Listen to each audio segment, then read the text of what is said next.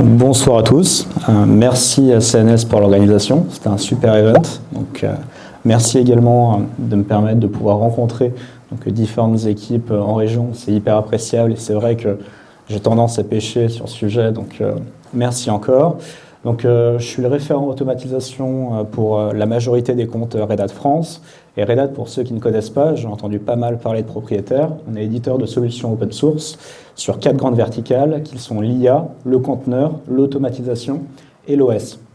Je pense que tous ici présents ont quelques RHEL chez eux. Et donc voilà. Sur la partie automatisation, on va éditer Ansible Automation Platform, qui est à la fois une tour de contrôle qui va permettre d'aller encadrer la création du contenu d'automatisation ainsi que son exécution sur l'ensemble de votre parc. Et c'est également un vecteur d'accélération dans la production d'automatisation. Donc, le sujet du NetOps, il a été proposé dans cette logique de confrontation finalement entre automatisation et SDN. Ce qui est intéressant avec ce sujet, c'est qu'on touche directement au modèle opérationnel des équipes réseau. Et ce modèle opérationnel, il a tendance à changer aujourd'hui. En tant qu'éditeur, nous, ce qu'on voit, c'est qu'il y a 3 grandes couches de complexité dans la gestion d'un réseau. La première, elle est due au métier, une forte volumétrie d'équipements qui sont de nature diverses, avec souvent différents fournisseurs pour un même type de device. La seconde couche de complexité, elle va venir avec l'arrivée des différents contrôleurs, les différents SDN que vous allez avoir pour gérer différents pans de votre parc. Vous allez multiplier les interfaces et donc derrière, on va perdre en productivité, en efficacité opérationnelle. La troisième couche de complexité qu'on va retrouver, elle va être plutôt liée aux devices soit obsolètes, soit que vous allez retrouver à l'edge. Ce sont des devices qui vont être gérés via de la ligne de commande, étant donné qu'ils sont assez autonomes ou indépendants. Donc tout l'enjeu, c'est de réussir à y regagner en sécurité et en efficacité opérationnelle en allant standardiser et en allant industrialiser la gestion de son parc. Pour ce faire, nous, ce qu'on recommande, ce sur quoi on travaille avec nos différents clients aujourd'hui, c'est la mise en place d'une approche NetOps. Cette approche, elle va se reposer sur 2 grands vecteurs. Le premier, c'est la technologie. C'est Ansible. Ansible est agentless et est en capacité de dialoguer avec virtuellement tout type d'équipement via du SSH. Et derrière, en fait, on va vous recommander aux clients d'aller codifier un certain nombre de processus afin de gagner en performance, en efficacité et surtout d'introduire la réplicabilité dans l'automatisation et dans l'exécution des tâches qui doivent être automatisées aujourd'hui sur la partie réseau. Et donc typiquement, quand je prends mon schéma aujourd'hui, je vais avoir mon opérateur réseau qui va se connecter à un dépôt, comme a pu le présenter Guillaume tout à l'heure. Donc il va avoir son code sur le Git. Derrière, il va pouvoir interfacer son Git avec la plateforme. Et donc l'opérateur va pouvoir déclencher soit à travers un cron, soit à travers une action manuelle, soit sur la base d'un événement. Donc un workflow. Un workflow, ça va être un assemblage de tâches qui sont automatisées afin de pouvoir automatiser de bout en bout des processus. Donc on peut réaliser cela de cette façon, mais on peut également passer par une couche d'abstraction qui a été présentée précédemment également par Guillaume.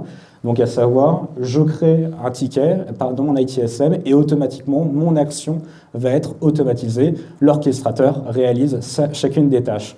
On peut penser à des choses qui sont à la fois très simples. Je vais demander un audit de l'ensemble de mon parc, mais il faut vraiment voir cela comme dans une inscription d'une logique cross-domaine, étant donné que quand j'ai un utilisateur qui veut accéder à une VM, par exemple, il va demander son provisioning via l'ITSM et automatiquement, toutes les opérations réseau, mais également système, sont réalisées par l'orchestrateur afin de pouvoir livrer la VM, non pas en quelques heures ou quelques jours, mais plutôt en quelques minutes. Et donc, une fois que cette mise en place d'automatisation de process est faite, il faut s'intéresser à leur exécution sur le parc. Et donc nous, on va être dans une logique, on n'est pas juste automatisation versus SDN, on va être au contraire dans une logique qui fait fi de cette problématique, étant donné qu'on va très bien pouvoir se connecter au SDN pour derrière pousser les différentes tâches, les différentes actions sur l'ensemble de vos devices. Et on pourra également bénéficier de la topologie de la plateforme. Donc, je ne rentre pas dans le détail, on pourra en parler un peu plus tard, mais pour faire simple, on a des environnements d'exécution. Vous déportez ces environnements d'exécution au plus proche de vos équipements, donc en data center, dans le cloud ou dans l'edge également, pour éviter les problématiques de latence. Et ça va vous permettre de pouvoir, à travers un seul point d'entrée, pousser de l'automatisation sur l'ensemble de votre parc. Et c'est comme ça qu'on livre de la standardisation et de l'industrialisation. Voilà. En termes de use case qu'on voit énormément aujourd'hui, on va avoir tout ce qui va être configuration évidemment de device, on va avoir le backup restore, on va retrouver les tâches d'audit Et bien sûr, tout ce qui va être lié à la gestion des data planes, des pare-feux, c'est des sujets qui sont assez importants. Et donc, une fois que j'ai mis en place mes premières automatisations, que j'ai commencé à standardiser, ben, on va rencontrer des équipes qui vont vouloir être dans une posture qui va être plus proactive et non réactive. Le second poste, côté réseau, du moins tel qu'on le voit aujourd'hui, sur lesquels les équipes passent beaucoup de temps, c'est l'incidentologie. Et donc, les équipes vont chercher à réduire le temps qu'elles passent dans la gestion des incidents. Et donc, c'est pour ça qu'on va mettre en place donc, des logiques d'autorémédiation.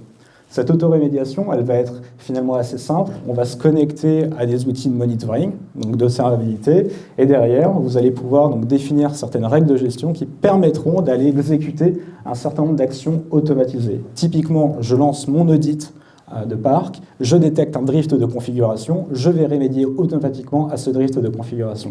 Et ça, c'est du temps qui est sauvegardé, qui est sauvé et qui peut être réalloué donc au sein des équipes réseau sur d'autres tâches qui sont plus structurantes. Voilà. Et donc, je voulais vous parler de deux références qui sont Southwest Airlines, tout d'abord, puis ASPB un peu plus rapidement. Pour faire simple, Southwest Airlines, c'est une compagnie aérienne. Son métier, c'est de pouvoir déporter eh bien, un maximum d'équipements réseau donc, à travers le monde, étant donné qu'une compagnie aérienne doit installer des équipements réseau dans chacun des sites qu'elle opère. Ce réseau est local, sécurisé, et il permet d'utiliser un certain nombre d'applicatifs critiques, tels que les applications pour onboarder les passagers. Donc si ça tombe, on ne vole plus. Donc tout l'enjeu de la DSI, c'est de pouvoir suivre la croissance. Aujourd'hui, ils sont sur 120 aéroports, il y a 4000 vols, et donc il y avait des besoins de pouvoir croître et donc d'aller à l'échelle. Sauf que donc, le Network Access Control de Southwest, il était éminemment hétérogène, et donc chaque site avait sa propre configuration. Donc pour faire une modification de la NAC, c'était des actions manuelles, ça prenait énormément de temps. Et donc ils avaient un projet de refonte de cette fameuse NAC. Au départ, il était chiffré à 8 mois. Et donc en mettant en place une logique NetOps, en codifiant des processus, en tirant parti d'Ansible, eh bien, ils sont passés de 8 mois à 6 semaines. Et pour 6 semaines, je parle de la phase de build, de test et de mise en prod. Et donc aujourd'hui, Southwest, ils ont une NAC qui est donc homogène, qui peuvent donc gérer de façon hyper efficace, et ils sont également en capacité de pouvoir déployer des nouvelles configurations beaucoup plus rapidement, car ils ont établi, à travers donc, leur processus automatisé, un standard doré de configuration, ce qui permet de déployer des nouveaux devices très rapidement. Le deuxième enjeu qu'avait donc Southwest, c'est la gestion de ces OS Cisco. Pour faire simple, ils avaient besoin de 4 à 6 ingénieurs pendant 30 minutes pour pouvoir patcher 30 machines. Ça prenait un temps fou, c'était phénoménal. Et donc, ils ont décidé d'aller industrialiser ce process. Et aujourd'hui, il n'y a qu'un seul ingénieur qui est en capacité de pouvoir aller patcher donc, toutes ces différentes machines, donc 30 en l'espace de 27 minutes. Donc, c'est des personnes qui sont réallouées, encore une fois, à des tâches qui sont plus structurantes, sachant que le backlog réseau est toujours extrêmement étoffé. On a également un autre sujet sur la partie Cisco, c'est plutôt lié au firmware, en l'occurrence. Donc, ils ont différents types de switch, enfin différentes versions de switch. Et donc, pour faire simple, ils étaient obligés de passer donc, beaucoup de temps. Ils pouvaient donc, changer le firmware des switches que par bloc de 10 chaque nuit. C'était extrêmement chronophage. Ils ont créé un processus qui prend et donc qui détecte la bonne version du switch, qui derrière va aller télécharger le bon firmware et qui donc va aller le pousser sur la machine. Et donc aujourd'hui, on a également gagné du temps chez Southwest sur ce sujet. Et puis un petit dernier point, un health check chez Southwest Airlines, ça requiert 100 lignes de commande. Ils ont automatisé la création de ces 100 lignes de commande et donc ça vous permet d'obtenir le contexte lié à l'incident directement au lieu de passer du temps qui peut être donc assez critique là-dessus. Donc voilà un peu pour cette première référence. Et puis la seconde, CSPB, donc c'est la SNCF suisse. Au départ, ils ont énormément d'équipements. Il y a beaucoup d'IoT dans les trains. On est sur plus de 100 000 devices. Et donc ils étaient obligés d'envoyer un technicien sur chacune des rames dans chacun des trains afin de pouvoir configurer tous les devices. Ils ont standardisé et industrialisé ce process et aujourd'hui, ils sont en capacité de pouvoir piloter tout l'IoT dans les trains à travers une seule interface et donc un point d'entrée unique pour toute l'automatisation. Ça leur permet de gagner un temps fou également. Donc merci d'avoir pris le temps de m'écouter. Voilà rapidement comment on est en capacité d'adresser les problématiques réseau aujourd'hui, comment on travaille sur la standardisation, l'industrialisation, on gagne en efficacité et on est également en phase d'aller anticiper le futur Et par futur, je dis l'implication de l'IA sur les métiers du réseau, étant donné que quand on parle d'autorémédiation, vous allez avoir une prolifération d'offres techniques qui arrivera dans les 2-3 prochaines années, à l'instar de ce qu'on peut retrouver aujourd'hui sur la partie SDN. Et donc le fait d'avoir une brique d'autorémédiation qui est centralisée, qui est interopérable, ça permet également de garder le contrôle sur le futur de son parc. Voilà. Merci.